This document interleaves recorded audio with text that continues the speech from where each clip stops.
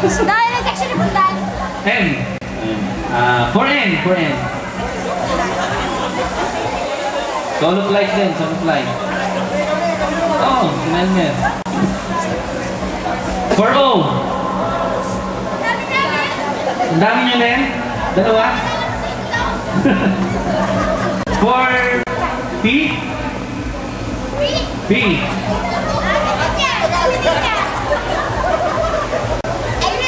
For Q. Q, R, S. May hahabol pa?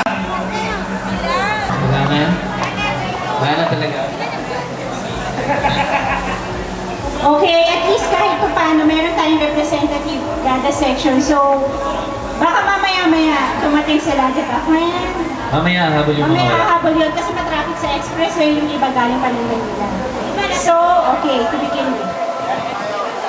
Okay, may we call on Mr. Christopher Monterola For the opening remarks. Ang Monterola.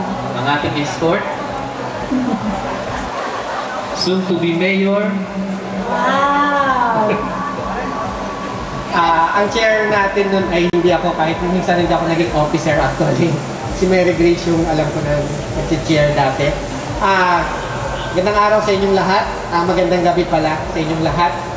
At nung last time umattend ako, kailan mo? December 2009. January. Lasing na yung mga tao nalasing yung mga tao. At pag nalasing na yung mga tao, magkakaibigan na lalo lahat. Kaya ingatan ninyo to, magiging kaibigan nyo na lahat ng mga tao pag meron kayong ganito.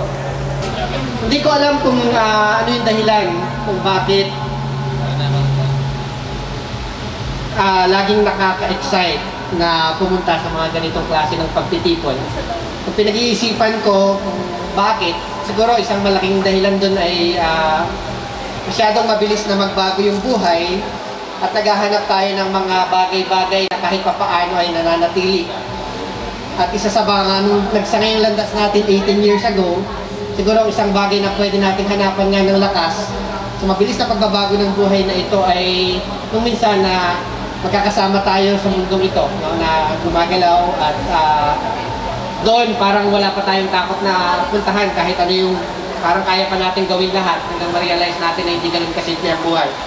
Ngayon, sana makita ninyo yung lakas na yon at mag-enjoy sana tayo ngayong gabi. Ako, sigurado ako na mag-i-enjoy ako. Yun, magandang gabi sa inyong lahat and nagpapasalamat ako sa mga organizers ng event na to. Ang walang sawa kumukulit sa akin si Dodi at saka si Hazel. Si Dodi yata ay, si Hazel yata ay may trangkaso. Kanya yung mga San Miguel na yan, kung hindi ako nagkakamali. May trangkaso siya ngayon kaya hindi siya makapunta. Hopefully yung husband niya, na batchmate din natin, si Leandro, makakarating siya ngayon. So again, sa mga organizers, ang ganda ng nagawa ninyo. Salamat. Palakpakan po natin. Thank you. Yung mga ganyang words na ganyan, masaya na kami doon. Makarinig lang kami ng konting thank you, konting for formally opening this event. Escorted by Flor. Yoko! Welcome po sa LC Batch 92. Third reunion po natin to. Good evening po sa inyong lahat. po! Hindi magalang lang yan. Good evening po. Salamat po ako sa inyo at kahit paano hindi po kayo at supportahan niyo po itong ating event na ito. Lalo po sa mga nagbigay ng mga konting tulong. Ang konti ay malaki. Basta galing sa puso. Saka doon sa mga kaibigan natin sa abroad, laking bagay nila. Sila yung nasa likod ng event na to. Kung wala sila, pare-parehas tayong wala. Kaya pasalamatan natin sila. Saka sila Flor, sila Nani, si Dodi, sila yung... Kaya pasalamatan natin sila lahat. Saka, yun nga, bakit lagi ginagawa to? Main target talaga natin, very proud. Kaya Kaya namin ito ginagawa para hindi mawala yung spirit natin. Kasi last year, yung attendees, I think 100 plus. Ngayon, bumaba.